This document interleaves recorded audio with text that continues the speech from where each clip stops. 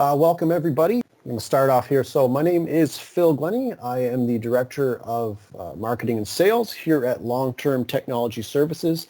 As I mentioned, we are recording this session, and we're really looking forward today to having some really great conversation. We've left quite a bit of room for conversation with some folks, because we've got a mixed audience here. We've got some folks who are familiar with the motion simulation solution we'll be discussing today, as well as some folks who are new to the solution.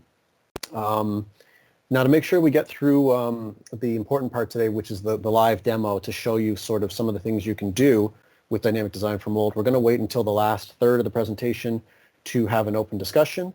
But if you do have a question during the presentation itself, please feel free to enter that into the chat box, and we'll address that as well as part of the discussion session. So as you can see here, we're going to be looking at what's new in digital solutions for designing better molds faster. That's really what it's about, and validating those molds to make sure that they're, collision-free, error-free when they go to the shop floor.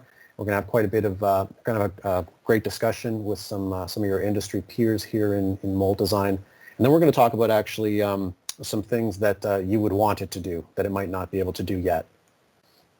So a little quick background here on Long-Term Technology Services. Most of you probably know us pretty well and have worked with us pretty extensively. For those who don't, our mission is to be a one-stop shop for digital industry solutions, and we're helping companies with everything from software and consulting and training for things from product design to manufacturing, robot programming, plant simulation, and things like production scheduling.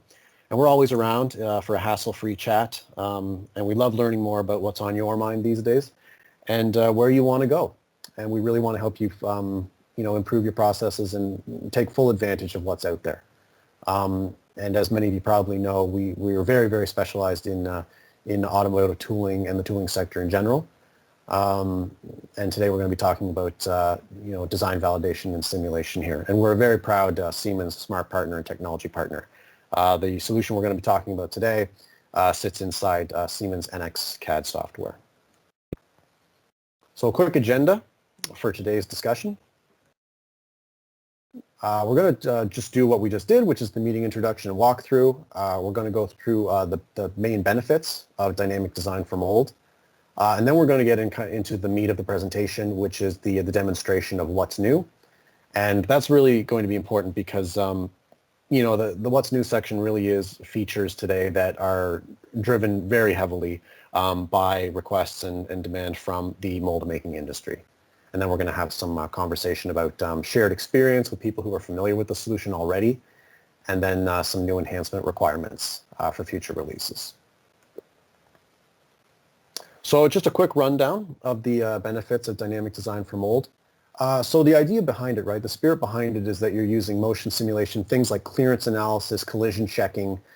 You're taking those designs that you're creating in NX CAD and you're putting them through simulations to really test, improve, and validate those mold designs very quickly. The idea being that they're going to be collision and error-free when they go down to the shop floor, and that's can give you the confidence to really innovate more powerfully because you have the confidence that your collisions will happen in a virtual environment rather than the real environment. You're going to save significant time and money by avoiding errors in the machining phase, and basically, kind of removing the need for those physical prototypes because you're able to test the virtual prototypes. And as I mentioned, testing with more confidence and speed, sitting inside Siemens NX CAD. Some other big benefits here are that the commands in this software are really tailored and streamlined for the mold making industry. So it's the use of common terms and commands in mold making, or mold design, sorry. The solution has a very open architecture, and one of the primary reasons this was created was because other simulation solutions are really, they're either too superficial or they're unnecessarily complex, right? So, this really is trying to be the bowl of porridge that's just right for the mold design game, without, pulling you into things like really advanced, CAE and stuff like that. But at the same time, giving you everything you do need to make sure that those designs are something you can be confident in when you send them to the shop floor. And so here's a quick rundown of what's new in the latest update. Now, when my colleague Chetan takes over here and shows you some of this stuff in the live demo, We're going to provide a bit of a bridge here for our two audiences, so those who are new to this and those who are already familiar with it, and this is kind of like a what's new session for them. We're going to start with the UI layout because that will provide both an opportunity to show some changes to the UI that will be relevant to those who already use the software, but it will also provide a sort of general sense of the UI to those who are new to it. And so we're going to look at those subtle enhancements to streamline the interaction there. Then we're going to move into things like point one motion simulation increments. This is where you're getting that finer control over your complex motions, and that's going to be relevant to something like collision checking, right? And so you can see how these things are related. You're going to get into the tracking curve, which is, you know, a quick motion curve based on that collision checking, and the copy component, which is you're able to really copy those parameters and duplicate for easier collision checking, and that's really going to save you a lot of time, right? And so with that, I'm going to pass it over now to you, Chetan, to show us and to bring us into really the meat of this presentation today. And if you want to share your screen and walk us through this next section, it's all yours. Thanks very much, Phil. Am I audible enough? Yeah, everyone? You sound good to me. Perfect. Thank you. Thanks very much, Phil, for the introduction. And I will right away get into the setup here. We'll be starting with the new functions, ballpark of what exactly we're going to see in the next few minutes. And of course, that includes our UI. So just kind of giving you a quick heads up. For those who are already familiar, they already know our ribbon tab structure. So this is a kind of inside our NX. So that's like our Dynmik Design ribbon tab. So these are the icons that most of you have already been seeing, but you would see that there is a new icon there for dynamic collision checking. And that is one of the enhancements, one of the major enhancements that we have done in this release. And we'll be focusing on that as well later. So from this icon layer point of view, they have been the same, except for a few, like this new introduction, the newer icon. You will be seeing more enhancements later on, but so far this is from ribbon tab point of view, that's no big updates there. But when we open up the main interface for Dynmik Design, you would see some and like some new buttons there to press, of course, and there are a few listed here. One which Phil was just mentioning about, like copying component, that is there. So just beside the add, so that when you're basically adding a new component, we can kind of copy or duplicate the existing one instead of like you have to spend some time on redefining all the motion parameters. So we can reuse a lot of information. I'll come to that in a moment. Then we have the two new icons on the very right as well. One is the link components that is associated with copy components here. We'll see that in action.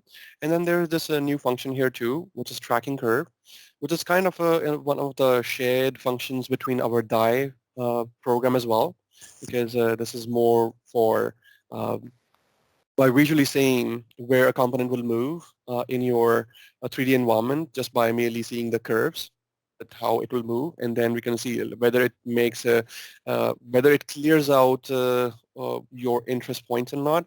That's a new function there. We'll look at that. So that's a very quick, very quick overview of what the new items are in terms of interface here, but there are certainly quite many the background things as well, subtle changes here and there in the background, but these are big items. Okay. Let me just kind of quickly summarize this as well. So for copying component, this is one of the new functions that we have developed. I will be taking you to the demo right after this, just to show what those functions are. So we have seen many requirements in the past. As you can see here in this down side of the list, like a component list, that where I have a core, multiple copies of the same core, but there are multiple objects defined, multiple geometry objects defined on different cores.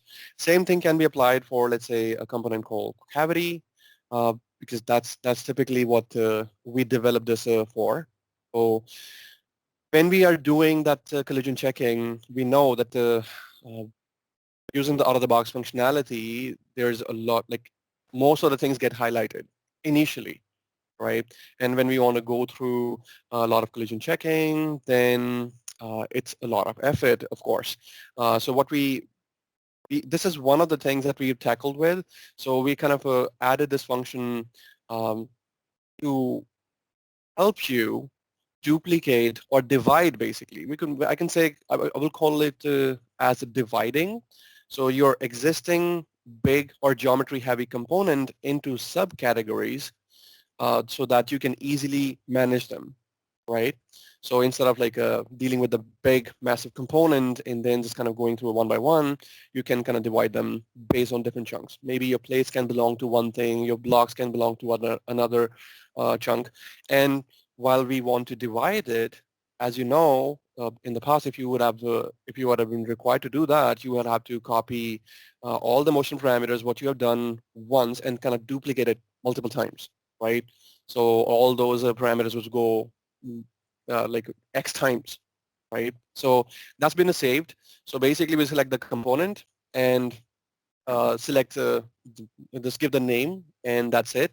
And you have the option whether you want to retain all the motion parameters or not. Sometimes we want to use them as a, let me actually just kind of give you an example here quickly. That would be a good thing here. So that's our interface here. Uh, Let me just kind of quickly take you over here since I'm talking about that guy, and then I'll bring about other changes. So this is what I was talking about. So I have this cavity component here, and that's this copy component. So if I copy it, by default, it's linked with my original parent, okay? If I decide I don't want to change any of the motion parameters, by all means, I can leave it checked and just define whatever new geometry objects I need to define and hit OK. If I want to reuse even this timing information, I can just uncheck this and create this object. And this is particularly helpful because many times we know a lot of our users use generic paths often, and that's what I prefer as well. So if I just simply go to copy and paste, I simply come over here and uncheck this option of linked with, and now you have all those same parameters what you have defined on another component that may be similar, instead of doing all those steps a lot many times, right? That was certainly tedious in the past, but that's just one thing that we have hit it hard for kind of making it streamlined, right? So with this, when you run the collision checking, you will find that there are like different components listed in that kinematic model assembly, right? So that easily can be divided. Now, if I see in this concept here, if I go to linked components, now you can see I have, so this kind of lists all the components that I have tried to create a copy of, right? So this kind of gives us a structure, okay, what is linked with what? So it's kind of an easier association map, we can say, right? So that's just kind of an easier notification. And you would see that if you, in case you want to delete something that has a child component, let's say I have this one. Let's say I try to delete this one, and now you have received this message before too, but just kind of re-emphasizing it. So if you delete something that has a child, so you will be prompted, okay, that there is another component that is kind of impacted. So do you really want to delete it? Like in this one, do you really want to delete this guy or not? So you can see that impact analysis as well, right? So that's there. Let me go back to the presentation here. So that's the copy and paste and linked with option. Then we have the tracking curve as well. And if I quickly go back, so for this tracking curve, it's right, this option. So here, you can have a tracking curve of all the components that you have. Basically, what this does for you is, by default, we have the Z extreme points. The system, whatever, in this case, I have selected the cavity, and we can select extreme points here, right? So whatever is the lowest point, what is the highest point in Z direction and in X or Y directions too. So we can see using these options that, okay, I want to track where these points go, right? Uh, if I hit apply, it will just create different lines because this cavity would go simply up and down. That is one. Let me just kind of do one other thing. This is another one. Kind of quickly change it, hit apply here, and then I'll go over that, and you will see that in action. Okay, so I come over here. Okay, now if I were to simply hit apply here, there will be just a straight lines for this one. I can also add my custom point for reference. Let me just hit apply. It doesn't matter. So okay, so you see that's what I was saying. So right now it's just saying, okay, this point will travel this much. Okay, now what's the big deal? In cavity, in these points, it may not be a big deal, but you may have some points of interest, maybe somewhere in here, right? Maybe you have a slide or a retractor. You want to know how they kind of travel. And maybe just by seeing the curve, you can see whether that curve kind of clears out some interest area. And if it does, you don't even need to go to like run the simulation, and you can save a lot of time right by just doing that, okay? Because all this tracking curve is actually you're using your motion parameter data so that you don't necessarily have to go to running the simulation, and of course it takes time, right? But drawing these curves, it is kind of way quick, right? So there's just kind of one add-on that you can kind of use of whatever selected points you have, and see visually just by like just using this one whether it clears the area or not. All right, so I can add custom points too, or you can just select for different components as well, right? So that's kind of giving you additional functionality for easing off your collision checking area, right? So few options. This is also like all of these are also targeted for collision checking because we know that has been our pain point for a while, and these are just hitting with that hammer, all right?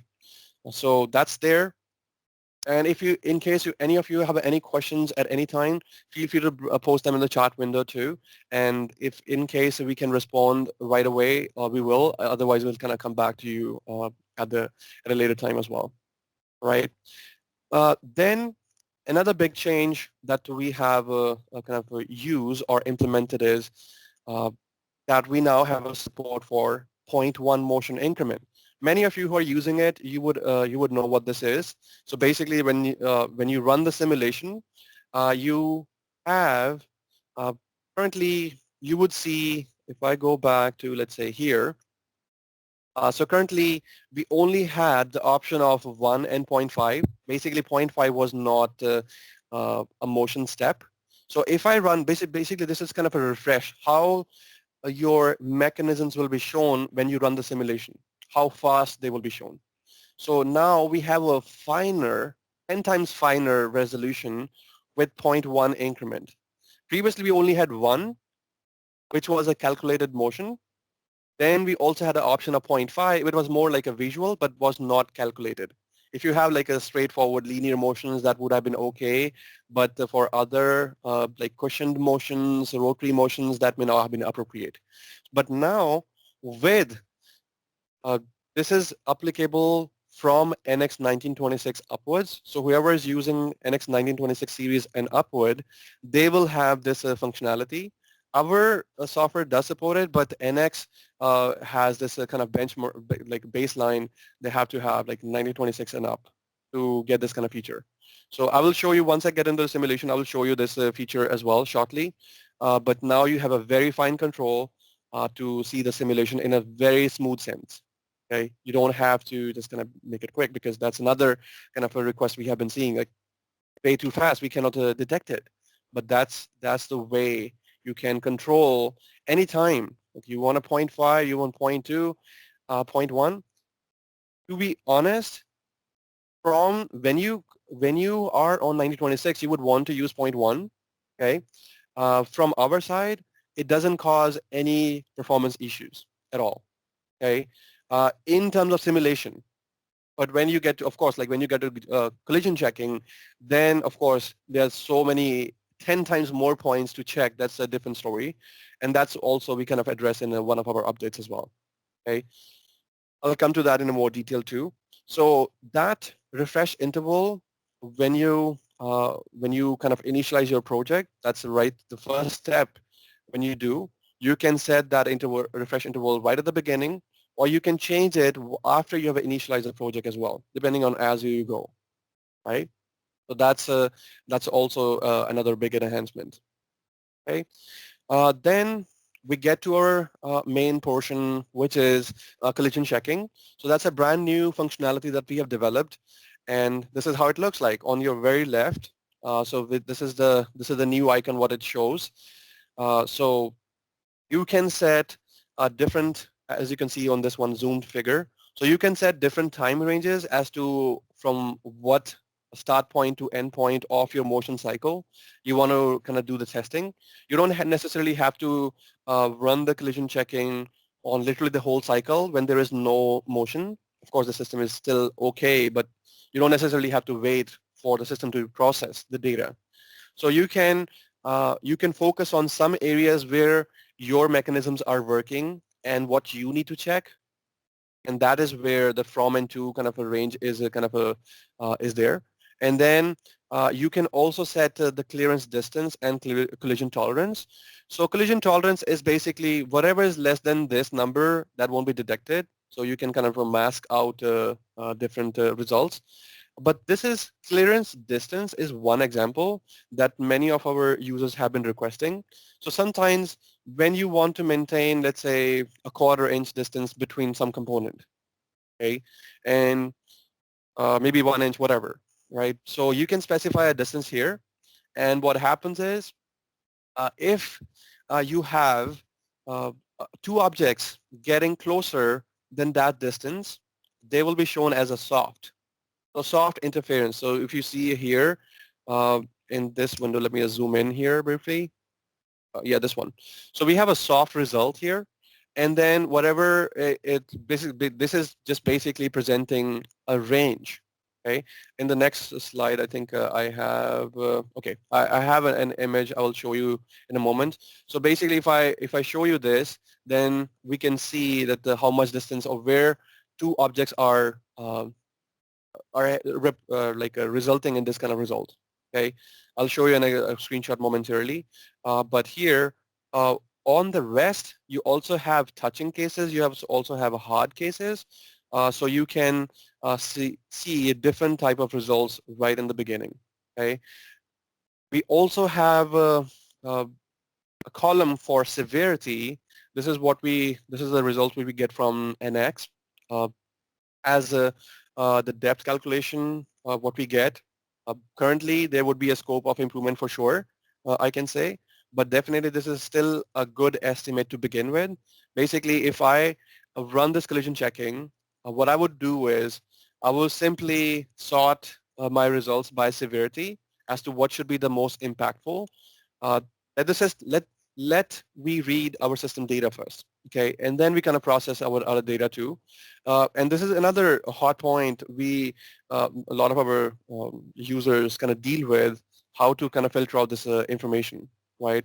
So this is our first attempt in order to kind of get those results processed accurately as as the maximum results possible, so that you at least uh, do not miss out any do not miss out any kind of correct results. So okay, this is number one. Of course, then we will kind of be moving on to the next phase of making it even faster to process, and even more streamlined to kind of filter out all of this information too, even further.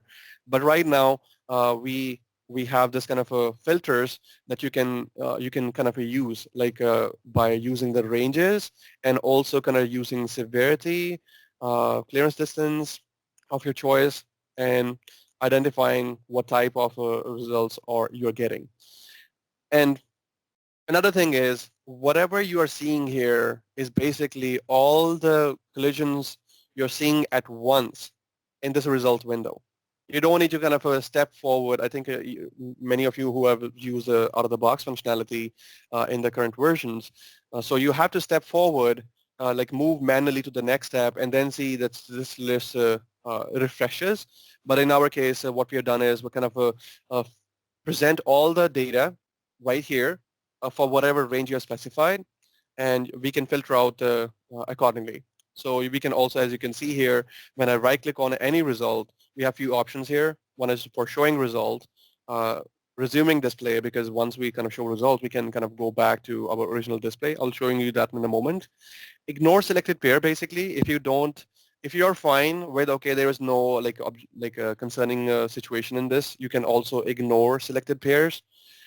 And also, if you just want to see how the motion step looks like, how the components are interacting as an emotion. You don't want to see the actual collision yet.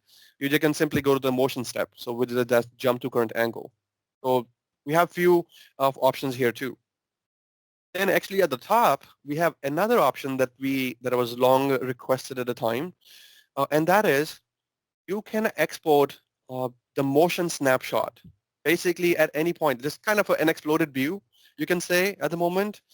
So at any point, you want to see, okay, right at, let's say, where just, let's say 60 degree or 3 seconds after my mold opens, I want to export my view.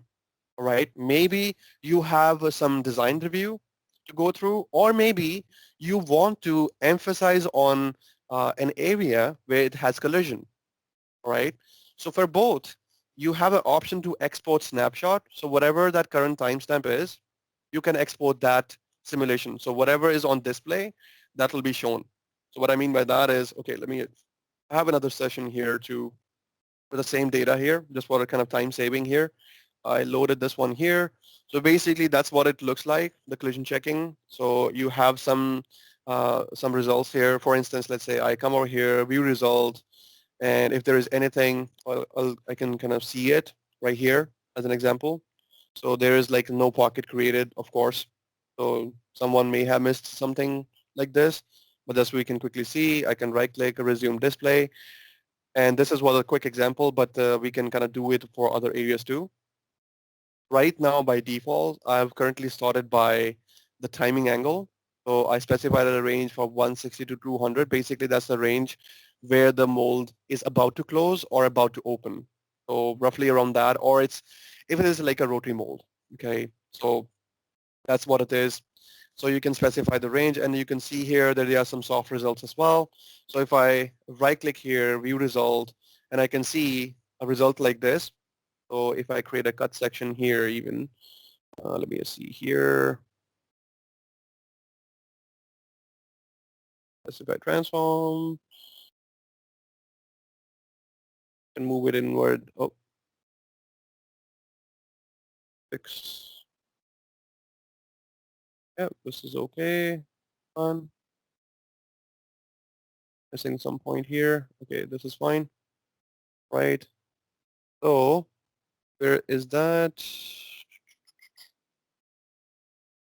I think I need to move a little bit out as well. So here. So between that angle, actually this was a kind of tight one to see, but anyway, between these two surfaces, there was a gap of that much distance. We can see there, but there would be like easier cases too that you can easily spot. Like in this case, I don't know what is this. This is kind of way too small actually. Let me see this one. This is similar actually, the compound lifter. Anyway, you can see here. So there are like multiple results which we can spot. Okay, maybe I can just sort by severity and go all the way to the bottom. Actually, that's the one which I have here. That's the maximum. So you can see here. So you have whatever number is in positive, but basically that's like not a collision. That's secondary a soft interference basically. And these numbers, they don't necessarily will be a collision. Just as you would know in the default NX, that there are some results that are reported as a hard, but when you kind of load the full data, you would see that they are kind of as a soft collision instead. So we have similar reporting here too in this release, but we plan to kind of improve it even further with our other enhancements like with the geometry optimization. We have many things in consideration, but we'll kind of go to that after we kind of see your opinion too as to how you would like to interact as well. So here there are multiple results you can kind of easily go through. So that's kind of a quick kind of a result basically. So say if I kind of resume display, that's what it looks like. Uh, so just kind of giving you a quick idea as to how much time, because I think this is a common question that you would be asking. How much time would I have spent in calculating something like collision checking for this one? For this kind of job, I spent roughly about like 10, uh, 10 to 15-ish minutes for this whole thing. It's not an easy one, but it's not the most complex one either, for sure. So roughly spent about like 10, 15-ish minutes if I want to kind of run for a longer duration. For this much time, like say I specified a limited time here for this whole job, I roughly spent about like 8 to 10 minutes for a range here. It's certainly a fact. Definitely, it's not something to be made hidden. But I can say the results or testing which we have gone through, at least you would not see something being left out. We have seen, even though you would see some of the results that are shown as a kind of a zero, but they are shown by NX, okay? And we still kind of catch them that if there is any potential collision that you can still kind of review it. There's still best practices that we can kind of go through for like running it on entire project. But what we recommend in this kind of scenario is kind of run on selected components that are of your interest, or leave it for a longer like a period of time if you want to run it for the a bigger scope. Just keep in mind, let's say, for example, just leave it overnight and come back. It may not take that long, but just an example, right? Or maybe just leave it over lunch and just kind of come back and see what it does for you, right? So that's kind of a quick summary of what this looks like, right? Let me just go back. Okay.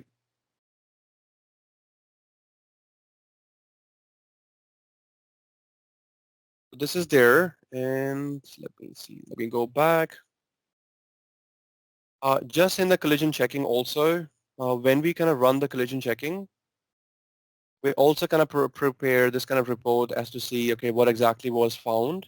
And this is just one preliminary kind of level of report, but there is kind of more scope of what we can output. So yeah, I think that's a kind of a quick heads up as to what has been new.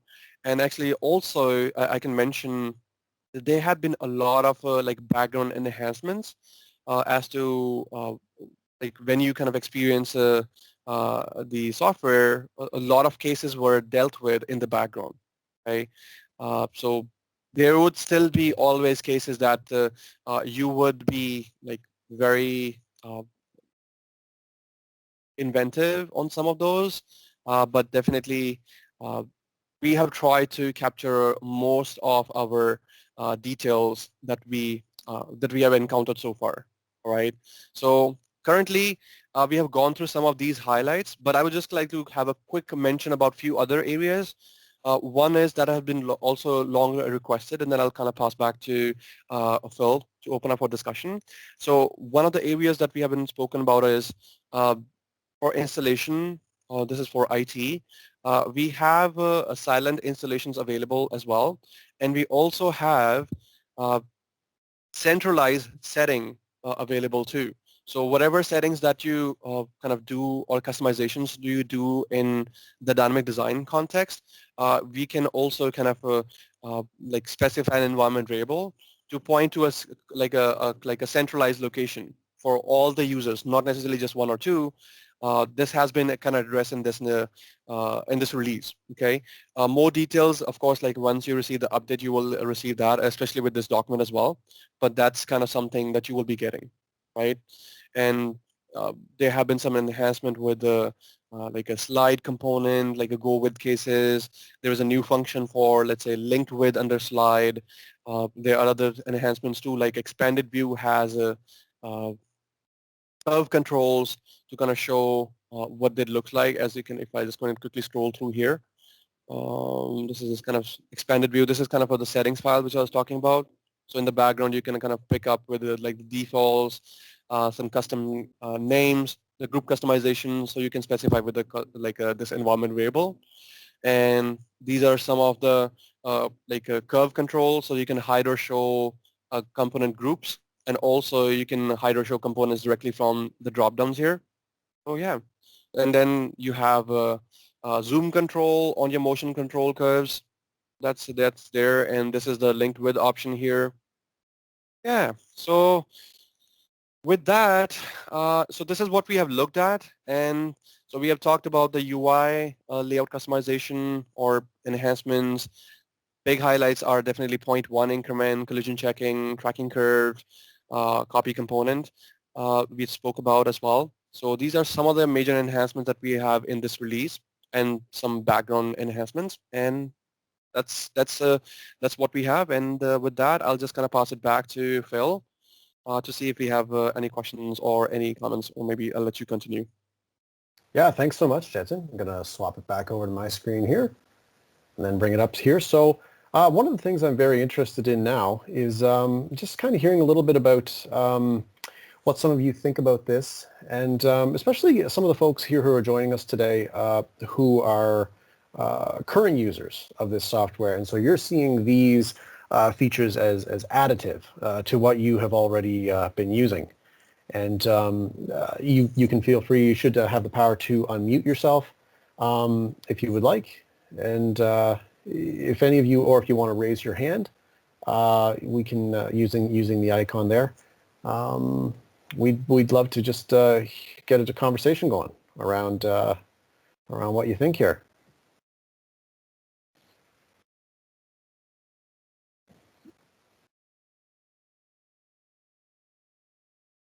And here's some. Now I know that. So one thing that was really relevant for a lot of folks that we spoke to about during the time that we were developing this definitely was that idea of setting those minimum clearance zones, right, and really making sure that anything that passes within a certain distance between two components is going to be flagged as a soft collision. And do any of you have any thoughts about sort of adding that to your current processes or otherwise?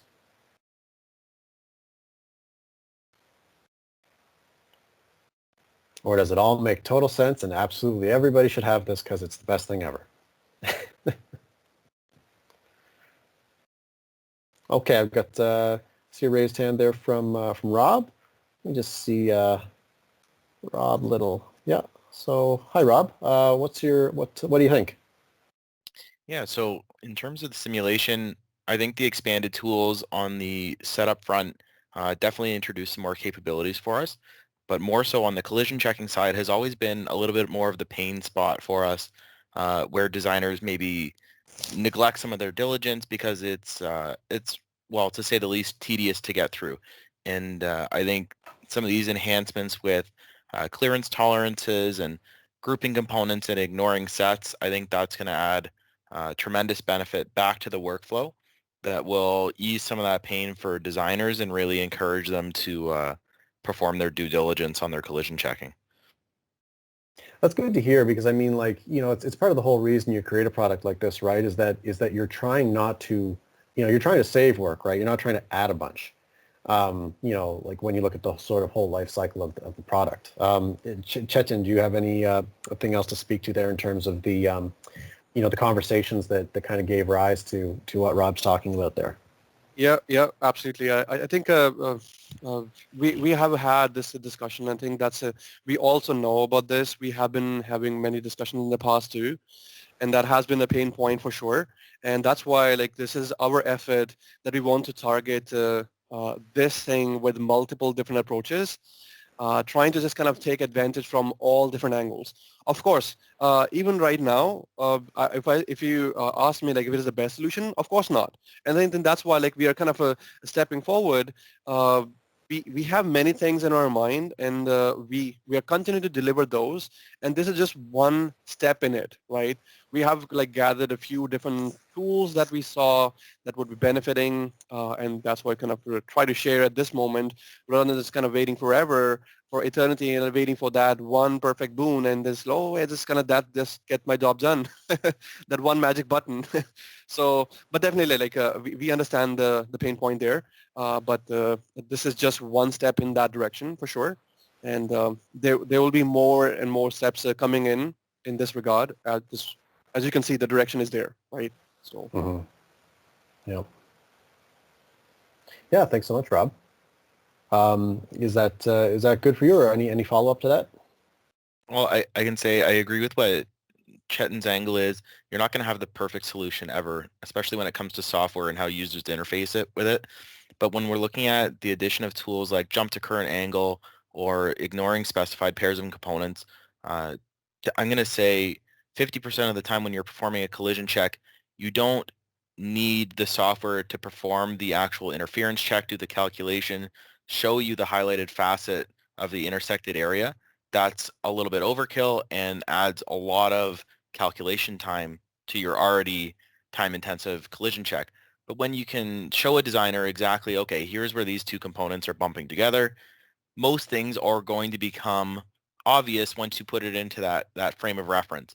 Things that weren't obvious when you're just playing through because your eyes are so used to looking at your design day in and day out might actually jump out at you when you're limiting it to that specific angle of where it's colliding. So I think those tools are taking the shortcomings of the calculation intense process and throwing it back onto trust in the designers to be able to actually see what's going on in their designs once it's generally pointed out to them. And I think those kind of tools are really going to help our designers speed up their processing time and again, just be more engaged with the software and stray away from, I'm not going to call it like the laziness, but like the aversion to how tedious and intense that some of these checks can get on bigger tools. Right. Yeah. Oh, well put. No, we're happy to hear that. Yeah. Yep. Any other comments or questions from the rest of the group? We'd love to hear about how you think this might relate to your current work, or even just kind of what is top of mind for you these days in terms of your mold design and improving your validation or speeding up the design process.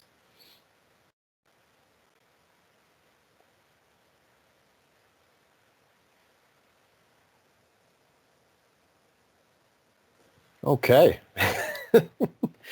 All right then. Chetan, I just had another quick question too. It was about the 0.1 motion simulation increments there.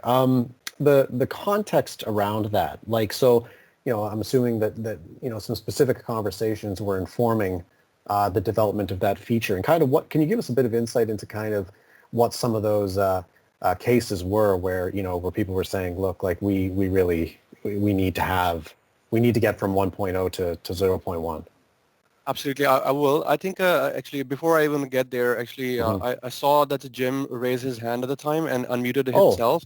I think we might have missed it at the time. So maybe if we can give him the opportunity first, and then I'll answer this question. So Jim, maybe could you please unmute yourself and kind of share? Please go ahead. Okay. The only comment that I wanted to make is this is a pretty darn solid product now. And it's to the point where you're providing all the tools to quickly double check everything. So it's become a checklist, and it's very efficient on that. And definitely talking with Rob and Rob Little, I agree 100% with all his comments. It's really come together, guys. I love the fact that we can, set a filter to look at a distance of two solids coming together and report on that. So to me, it's a very viable checklist. Really good. Glad to hear it. Yeah. I mean, when you hear sort of this is more of a comment than a question, it's always nice when that comment's good. Yeah, and especially when it's coming from Jim. yeah, absolutely. Well, we want the price lowered though, right? Oh, okay. Well, you can talk to me about that one. All right. Yeah. I think, Phil, I'll just kind of answer your original question, just to kind of, without kind of debating too much here. So I think first is the 0.1 increment, actually. With this release, what we have tried to capture is when we get into, like previously what we kind of faced is for more complex tools, especially when we have like rotary tools where it can be quite a lot going on in a very small duration, right? So we had that issue of like we are kind of not able to kind of see all the nuances in some of the finer areas. And there was a requirement like, can we increase the time limit? So the time limit wasn't an option because that was kind of a dependence on the Siemens development team, but still they kind of come up with the solution of bringing up the 0.1 increment at least, so that we can have a finer resolution. So currently we had like 0.5 increment as well, but that wasn't a calculated values. So that was just more like a display. And in many cases, many of our existing customers would have seen that in some of those 0.5 values, let's say you're stepping from 1 to 2, instead of that, like you may be stepping from 1, 1.5, 2, 2.5, something like that, kind of representing mold open and close. When that happens, like in those 0.5 increments, you may see some weird values or some weird kind of positioning of some components. And that was just because that those are not calculated. They would just kind of display how the software kind of dumps the data out. That was just more for display purposes. And that's why we always have kind of suggested at the time, ignore those 0.5 increments because they are not calculated values at all. If you get issues of 1 increment, then it makes sense. But then it kind of gets to like, it just kind of a lot goes on. Then we kind of developed some workarounds, but at the end, still the question remained that we should have a better or wider timeline. That's where we kind of get towards, we can increase the resolution, which is with the 0.1 now, just 10 times the resolution. So you can see those fine motions with like a lot of those, like if there is like a curved motion for some of the motions or slides, whatever is going through, you can see those motion more closely or more slowly, basically, right? So that kind of reduce that 1 increment to the 10th of it. So now you're seeing the same thing 10 times slower, right? So that way you're getting more time to review it, even on those finer positions, because this is actually here. This is another fact in the background is you have a cavity component. Maybe let's say you have some slides that are driven by a cavity, horn pin or the wedge. So the cavity is traveling, let's say 500 mils. And then you have a slide that is traveling only, let's say, 1 inch. So there is a huge distance, and in 1 degree, the cavity would travel a lot, maybe by 1 inch. And by that much, like sometimes it gets tricky to catch those areas. In some cases, okay, not in all, but in some cases when you have like a huge cavity stroke, and then it just kind of, in those kind of circumstances, you get into these situations where you want to slow down every step so that in 1 degree, you're not just actually just literally just moving in 1 degree anymore. You just have 0.1 increment. So you have 0.1, so if originally you were moving at 1 inch, now you're moving 0.1 inch for every 0.1 degree. That's it, right? We just divided that 1 degree into tenths of our values. I think Rob has some follow-up question. Rob, you've got a follow-up there? Yeah. Yeah, just some feedback on that. Again, was a major sticking point for us in the past, even leading to some corrective actions in the past where a cavity stroke was so large that en masse the simulation was very coarse, even though we were working to the tightest refinement that we could and allowing the most time for components, precision components, to move and do their thing. We just weren't able to get down to that granular level and see some of those, like Chetan said, you move 1 degree would catch 85% of problems on any other tool, but on these specific tools, 1 degree, it was your entire stroke of a precision component, and it was enough to either dig into the part or hit another component or lose its timing and synchronicity with something else. So that's a really powerful tool for us when we're looking at more complex, bigger, more intricate stacked components. That's really powerful for us. Mm-hmm. There you go. Yep. Well put. Yep. Absolutely. Any other thoughts about? I mean, one other area that we do have here that we were interested in is new pathways to enhancement, right? So for future releases, we're just going to open it again here and just ask you, basically, just kind of an open forum for saying, what is there anything you would like it to do? that you're not that it either currently doesn't do or you're not sure if it currently does?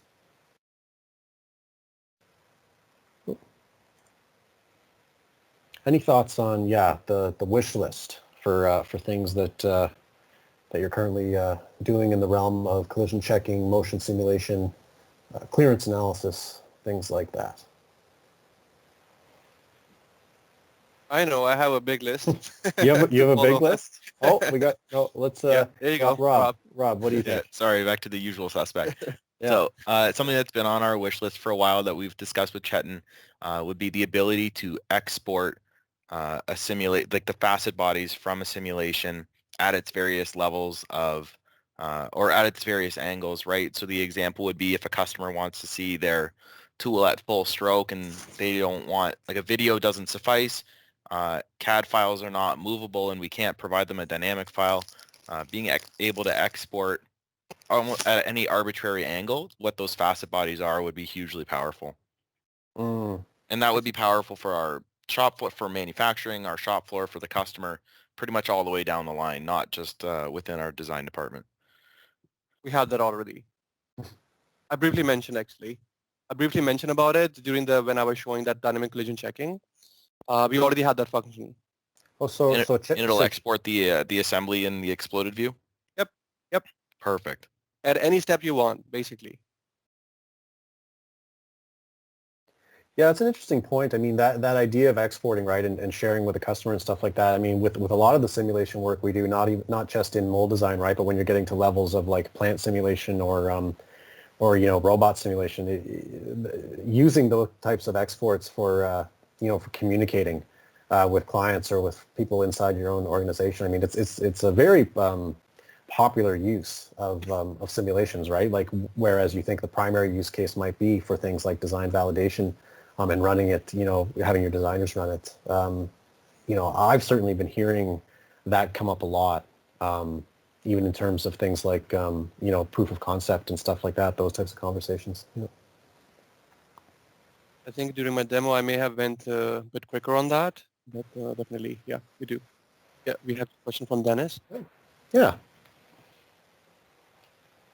Hey guys, Hi. I'm going to join in on Jim and Rob's comments. The software is looking great. I think our designers are going to be really excited about some of these enhancements. I did have a question. What versions of NX will these enhancements be available in? I can answer for that. So this actually, we support all the enhancement except for the 0.1 increment because that's an NX requirement. This works from NX 11 upward. So Okay. we don't have, Awesome. So basically, of course, like whatever your current version is of NX 11, basically, we support that. And any latest version from 12 and upward, whatever, even to the latest one, even the one which has not been released. So we support any version after that. So NX 11 does have some specific requirement which you currently already be using. So that's there, but anything else after that. So we don't have any issues with that. It's just that 0.1 increment, it requires 1926 and up. Uh-huh. Yep. Very, very good. Okay, so we've got a couple minutes left in our scheduled time, and I'm happy to use that for for any further questions or comments or wish lists, anything that people are interested in here. Let me just make sure before we do end, though, I just want to leave this up there for a little bit in case you ever just want to get in touch and discuss what you've seen here further. Happy to have a blue sky conversation anytime about your priorities and what you're interested in. But before we go, any other thoughts or questions or comments about this new release or about the solution in general? We have a comment in the chat window. Oh, we do. Okay, Chris. let's take a look at that. Yeah. Wish list item. Is it possible to have the mounted bodies automatically update when loading a newer design? Chetan, do you want to take that one? With unmount and actually they already do, right? So let me see. So this would alleviate the need to unmount and remount the related design. Actually, they do. I need to see like if you have any issue with that, but technically saying, so it's simple as that. So if I come back to, let's say, this session, so it's not a problem here. So Are you let's looking say, to share your screen, oh Chetan? yeah, yeah. So thanks, worries. thanks Phil for mentioning that. So let me just quickly kind of share it. So here, so for instance, here. So I already have these objects mounted, right? So if anything happens to these objects, Oh, they will Chetan? automatically. Chetan, I'm Oh, still seeing the sort of the main Teams screen. Is it, is it sorry. a different I think it didn't monitor? kind of go through. See? There you go. Now? Yep. Okay. Yeah, actually it didn't kind of picked it up. Okay, sorry. Thanks for correcting. All All right, so good. this is what I was mentioning. So here, currently I have like 11 objects mounted. So whatever I mounted, in any case, like if they kind of update at all, they will be reflected after you load the data. So that has been the normal thing for forever, I would say, unless you have some issue, some other issue that needs to be dealt with. But that has been a normal procedure. Like for all the engineering changes, even we support all of them. So there is no issue at all. So maybe Okay. Chris, I can follow up with you separately on this to see if there is any issue. Right? Okay. Reviewed and then closed. A couple of weeks later, you reopen, design final review, models are not up to date usually. Okay. That might be, okay. Okay, I see what you're saying. Chris, I think that might be related with, okay, yeah, that might be related with, I know there is a like one NX thing. In certain situations, it does happen with NX 11 version. I have noticed, and I know about the case, and that is with basically we can still kind of update it just by hitting one button, and that should be it. So there is, I know that's what you said, like it is like automatically update, right? So I understand what you're saying. I can actually follow up in that regard. That's not a problem, but that's kind of limited to NX 11. I can confirm. In the newer version of NX, we don't have that issue for sure, right? But I can still kind of follow up with you, Mhm. right? I'll stop sharing.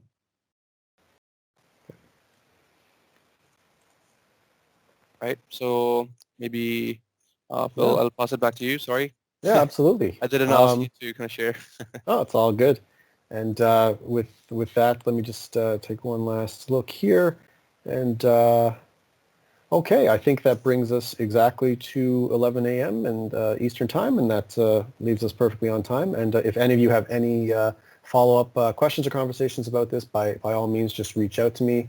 We will also make this recording available after the fact, and we'll be sure to share it with you, with all of you, so you can share it with anyone at your organizations who might be interested as well. So with that, I'm going to say thank you very, very much, and have yourselves a wonderful day.